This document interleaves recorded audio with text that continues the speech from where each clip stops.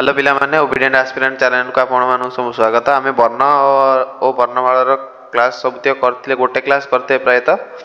तो आज हला तार सेकंड पार्ट रे आमे आउ बहुत गुटे जिंस अछि जोरा कि इंपोर्टेंट आमे वर्ण केवल बुझीतेले कि कोन कोन वर्ण से सब विषय बुझीतेले। तो वीडियोटा को शेष जाए देखंतु आ भल भाव में बुझंतु। जहाँ डाउट भी रोचे कमेंट रे जणैबे आ कम्युनिटी पोस्ट रे तो क्वेश्चन कराक पुट होची सेते जाई कि अटेंड करंतु। टेलीग्राम चैनल रो यार पीडीएफ मिल जिवो। टेलीग्राम चैनल रो कोन करंतु डाउनलोड करंतु।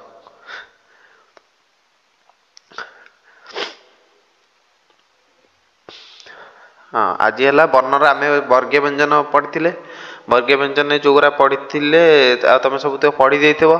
आज स्टार्ट करिया अवर्गीय व्यंजन प्रकार विभागीकरण। अवर्गीय व्यंजन कौन कौन सब रहिला ना अंत्यस्थ वर्ण, उष्म वर्ण, अजगवा वर्ण, अनुनासिका वर्ण। तो अंतस्थ वर्ण क्या कहगला ना ज य र ळ ल व एगुरा है कौन अंतस्थ वर्ण। अंतस्थ वर्ण कौन पर कहुए से जिनसा मन रख कारण एतिक पॉइंट को तुम भल भाव में मन रख भल भाव मन रख कि एगुरा सब परीक्षा पड़े।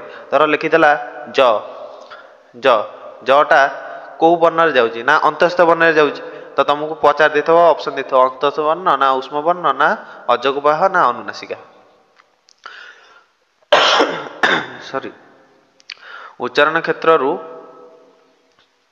क्षेत्र रे एगुड़िक स्वर और व्यंजन वर्ण मध्यवर्ती हेतु अंतस्थ वर्ण यह मध्य अर्ध स्वर नाम परिचित। बुझिपाल या कौन पाई अंतस्थ वर्ण कहुए उच्चारण क्षेत्र माने आम जो उच्चारण करुचे ता हिसाब से सेटा कौन होइछि ना स्वर वर्ण और व्यंजन वर्णर मझिरे रही जाउछि। स्वर वर्ण व्यंजन वर्णर मझिरे रहिला जेहेतु सेति सेटा हेला कौन ना अंतस्थ वर्ण। अंत अंत माने कौन मझिरे किना। तो आपको आम आउ कौन कहीपर ना यह अर्धस्वर भाव नाम परिचित। अर्धस्वर नाम अंतस्थ वर्ण गला भल भाव। तापर आइला उष्म वर्ण। उष्म वर्ण कौन ना उष्म वर्ण कौन ना स स जी तीन जो स रहा तालबेश बुन्देश आउ दंतेश आउ ह एगुरा रहा कौन ना उष्म वर्ण। एगुड़िक उच्चारण मुखर अधिक उष्मा बा उष्मता निर्गत। उष्म निर्गत स कौच स कहीकि निजे देखिब कि सरे एक्चुअली जिनस उष्म वर्ण जदि आम निज उपर आप्लाय करी देखा जिनसटा सेटा आपे आपे भल भाव में कौन कर बुझीपर। तो उष्म वर्ण कौन रहा ना स स स ह एगुरा रहा उष्म वर्ण। उष्म वर्ण रे कौन पाई ना पार्टी देख गरम हवा आसो कौटू पार्टी। तो से यहाँ कौन ना उष्म वर्ण। अजगवाह सी गले किए ना अनुसार विसर्ग आ चंद्रबिंदु जो रही सी गले अजगवाह। तो अजगवान वर्ण किए रहिले ना अनुसार विसर्ग चंद्रबिंदु। यही वर्ण गुड़िक स्वर किंबा व्यंजन वर्ण आश्रय बिना उच्चारित हो पारती नाही। अजगवाह बिना जोगरे अजोग अजोग माने कौन बिना जोगरे। तो बिना जोगरे जोटा हो पारे नहीं सेटा कौन है अजगवाह। तो अजगवाह किए रहा अनुसार विसर्ग आ चंद्रबिंदु। एणु एगुड़िक आश्रित वर्ण कहे। आश्रय माने कहार गोटे आश्रय नेला कहार आश्रय नेला स्वर वर्ण आ व्यंजन वर्ण आश्रय नेला। तो से गोटा कौन अजगवाह वर्ण। बुझिपाल भल भाव। तापर है अनुनासिक वर्ण। अनुनासिक आम तार मेन है जो हेडिंगटा दि जाइए से हेडिंगटा आम जब संधि विच्छेद करदे आराम से बुझीज जिनसा कौन मन रखापी भी सहज हो। प्रत्येक वर्णर पंचम वर्ण व निय ण न म तथा अनुसार चंद्रबिंदु उच्चारण नासिकार साहाय्य यह अनुनासिका वा अनुनासिक्य वर्ण कहुए। अनुनासिक आम जो पढ़ी काली कचट तप कही कता मुदो से जो जिनस गुरा कही सी कहला से जो कचट तपर थिला प्रत्येक पंचम वर्ण माने सभा लास्ट जो गुरा थिला से गुरा हूँ तुम कौन कहले ण्य ण न म देख नाक कतु से आवाजटा जमी आस नाक कौन कहूँ कि एमती कहते। तो सेमती अनुनासिका वर्णटा कौन है नाकरू जेहेतु से उच्चारण होता है से अनुनासिका नाक सहित होती अनुनासिका। तापर सेमती अनुसार अनुसार तुम देख नाकरे नाकरे कौन कहूँ कि अनुसार सेमती कौन है चंद्रबिंदु एगरा है कौन अनुनासिक वर्ण कहुए बा अनुनासिक्य वर्ण बोली कहुए।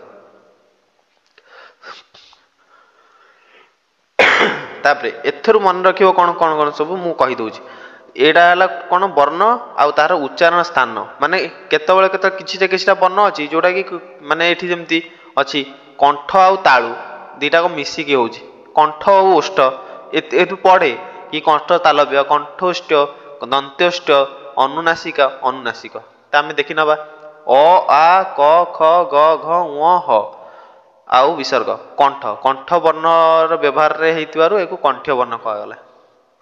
ତାଳୁରେ କିଏ ହେଉଛି ନା ହର୍ଷେଇ ଦୀର୍ଘେଇ ଚ ଛ ଜ ଝ ଜ ୟ ଆଉ ସ ତାଲବେଶ ବୁଝିପାରିଲ ଏଗୁରା ହେଲା ତାଳୁର ବର୍ଣ୍ଣ ତାଳୁ ମାନେ ତାଲବ୍ୟ ମାନେ ଆମେ ଯେତେ ଏଇ ସବୁ ବର୍ଣ୍ଣ ଗୁଡ଼ା କହିଥାଉ ଆମ ତାଳୁରେ ଟଚ୍ ହେଇଥାଏ ଜୀବଟା ରୁ ଟ ଠ ଡ ଢ ଣ ସ ଏଇଟା ହେଲା ମୂର୍ଧନ୍ୟ ବର୍ଣ୍ଣ କୁହାଗଲା।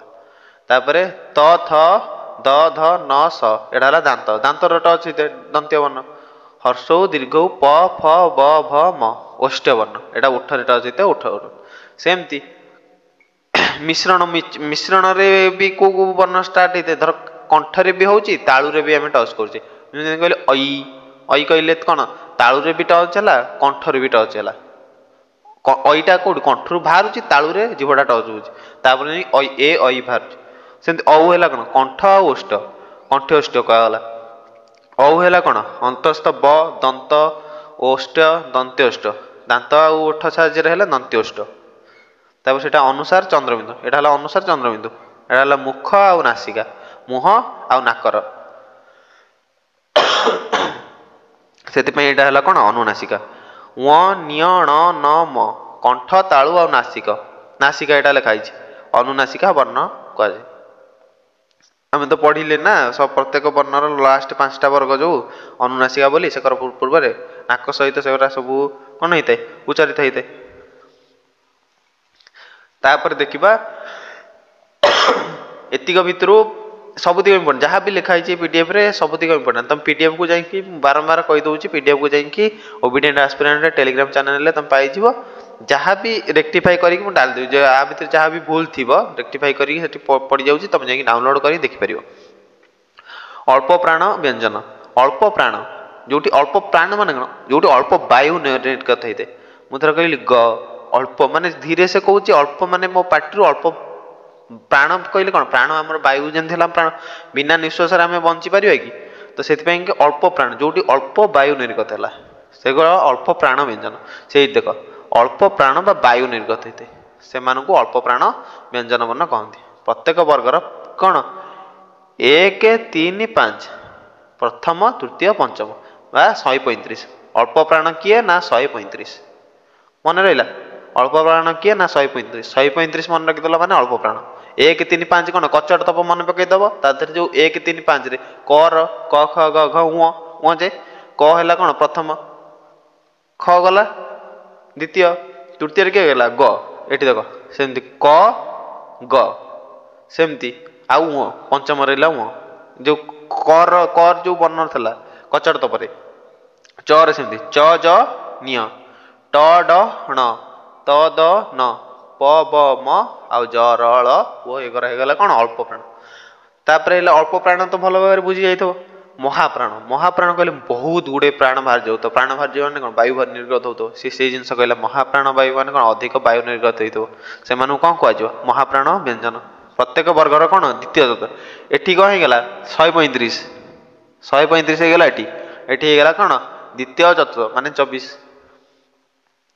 ଦ୍ୱିତୀୟ ଚତୁର୍ଥ ହେଇଗଲା କ'ଣ 24 ଅଳ୍ପ ପ୍ରାଣରେ ଗଲା କ'ଣ ନା 135 ମହାପ୍ରାଣରେ 24 ମହାପ୍ରାଣରେ 24ରେ ଯୋଉ କୋଉ ବର୍ଣ୍ଣ ଆସିଲା ନା ପ୍ରଥମ ଆଉ ଚତୁର୍ଥ ଖ ଘ ଛ ଝ କଚଟ ତପର ଯୋଉ ଠ ଢ ଥ ଧ ଫ ଭ ଏବଂ ସ ସ ଏତେ ତିନିଟା ସହ ଆଉ ହ ରହିଲା ଏଗରା ହେଇଗଲା କ'ଣ ମହାପ୍ରାଣ ବ୍ୟଞ୍ଜନ ବୁଝିପାରିଲ ଭଲ ଭାବରେ।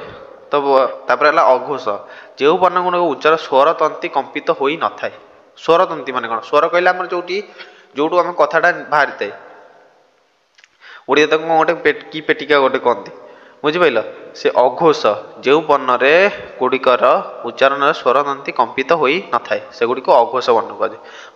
ପ୍ରତ୍ୟେକ ବର୍ଗର ଅଘୋଷ ତାଲିକା ହେଲେ ପ୍ରଥମ ଆଉ ଦ୍ୱିତୀୟ ବର୍ଣ୍ଣ ତଥା ସ ସହିତ 3ଟା ସ ସହିତ ଅଘୋଷ ବର୍ଣ୍ଣ ବ୍ୟଞ୍ଜନ ଅଟେ। ପ୍ରତ୍ୟେକ ବର୍ଗର ପ୍ରଥମ ଦ୍ୱିତୀୟ କୁ ଅଘୋଷ ବି କହିପାରିବା। ତାପରେ ସଘୋଷ କିଏ ନା ଯେଉଁ ବର୍ଣ୍ଣ ଗୁଡ଼ିକ ଉଚ୍ଚାରଣରେ ସ୍ୱରତନ୍ତି କମ୍ପିତ ହୋଇଥାଏ तार अपोजिटा स्वरबंदी कहीं आइले ता 3 4 5 हेतब एई देखो 3 4 5 जरल ओ ता सहित जरल ओ ए उ जो जिनसटा ए स जिनसटा एरा पड़े कि अघोष ना सघोष रे ना देखिथबो मैक्सिमम जो ओडिसा गवर्नमेंट रो परीक्षा देइथबो देखिथबो कि एरा पड़े अल्प प्राण पड़े महाप्राण पड़े एरा सब इंपोर्टेंट आ पूर्व जो पीडीएफ टा देखैली सेटा भी इंपोर्टेंट एटा धर दंत्योष्ट अनुनासिका तापरे कंठ्योष्ट कंठतालव्य एरा सब भलो भाबरे देखि नबो कारण पढ़िबो जेमती एई ओर को ही वर्णर क्वेश्चन आस्ते आ कोथ्रु क्वेश्चन आसे नै वर्णर एई ओर ही तापरे तुम नेक्स्ट क्लास रे हबो युक्ताक्षर फला बुझि पाछ ना तो भलो भाबरे एटा सब देखो आ बुझि नियो तापरे न युक्ताक्षर रे न रो उच्चार स्थान रे न होइते जेमती मु कहली बण वन्य वन्य न लिखुचे एठी देखो जेमती कारुण्य एठी लिखिची एठी न लिखा होइची तमे जब लास्ट को कहूछ कोन सुनछ कारुण्य आमे ण्य पढुचे कारुण्य कोन पढुचे कारुण्य कारण न स्थान रे जा रहिला सेटा न भाबरे उच्चारण होइबे तो उच्चारण न लिखिले किंतु उच्चारण करूचे न तो एटा भलो भाबरे देखि कारुण्य पर्ण्य तबरे एगोरा सब रहिला तबे ड न्य ण न म वर्ग पंचम वर्ण अनुसार एई वर्ग गुडी को अनुनासिका वर्ण कहते तुम पढ़िच तो अनुनासिका वर्ण कहि से कर गोटे बुझेइले कारण उभय मुख गहर और नासिका सहित हेते बुझि पाइलो और सब मुख गहर सहित और आउटे हला इंपोर्टेंट पॉइंट हला एउटा हला इंपोर्टेंट पॉइंट एटा कोन इंपोर्टेंट ना न म एही वर्ण द्वय अनुनासिका रे जानती एठी देखो अनुनासिका रे जानती किंतु जानती जे कोन पई के एटा इंपोर्टेंट सेटा देखो भलो भाबरे मात्र शब्दर आद्य रे रहिले अनुनासिका होई नथांती जदि गोटे शब्द देला जन एठी ठीक अछि एटा नटा होची अनुनासिका वर्ण एठी न हला अनुनासिका किंतु नजर ए जो नटा पचारे थबो लिखितला नजर लिखितला बुझि पाइलो नजर लिखितला ए नजर लिखितला पचारिबो नटा एठी अनुनासिका की बुझि पारछ नटा एठी अनुनासिका की तमे केन लिखि देसिबो हां नटा पढिथिले अनुनासिका किंतु शब्दर प्रथम रे रहिले एटा अनुनासिका हुए नै एटा हेतबे इंपोर्टेंट एटा भी बहु परीक्षा रे भी पड़े नब जेमती न एठी अनुनासिका हबनी बुझि पाइलो नयन एठी एमते गोटे दे दिथबो शब्द जोटा फास्ट अनुनासिका तो सेकंड अनुनासिका तो किंतु दे दिथबो प्रथम नटा एग्जांपल दे दिथबो बा ऑप्शन दे दिथबो प्रथम नटा कोन हबो अनुनासिका हबो ना द्वितीय नटा अनुनासिका हबो तुमको मानिया पड़ो कि प्रथम नटा आज कन्फ्यूजन क्रिएट करबा नै जगह तो एटा भी इंपोर्टेंट एटा भी पड़े परीक्षा रे तो द्वितीय नटा हबो सदाळ पे कोन अनुनासिका बुझि पाइलो तो आज पई एति की अलगा क्लास रे जोटा देखा हबो कोन मात्रा फला एगरा सब युक्ताक्षर एगरा तो क्लास हबो तापरे मेन करके टिके चैनल को सब्सक्राइब और शेयर कर दियो आउ एट रहिला यूट्यूब चैनल लिंक आउ टेलीग्राम चैनल लिंक रहिला टेलीग्राम को जॉइन भी कर दियो तापरे टेलीग्राम रो पीडीएफ डाउनलोड करी पढ़ी नियो एसआई परीक्षा रो भी अप्लाई कर दियो बारंबार मन पकई दोचे एसआई परीक्षा रो फॉर्म बाहरची आ अप्लाई कर दियो ओडिशा पुलिस साइट को जाई की तो आज पई एति की चैनल को गला चैनल को लाइक शेयर सब्सक्राइब टिके करो और सपोर्ट करो।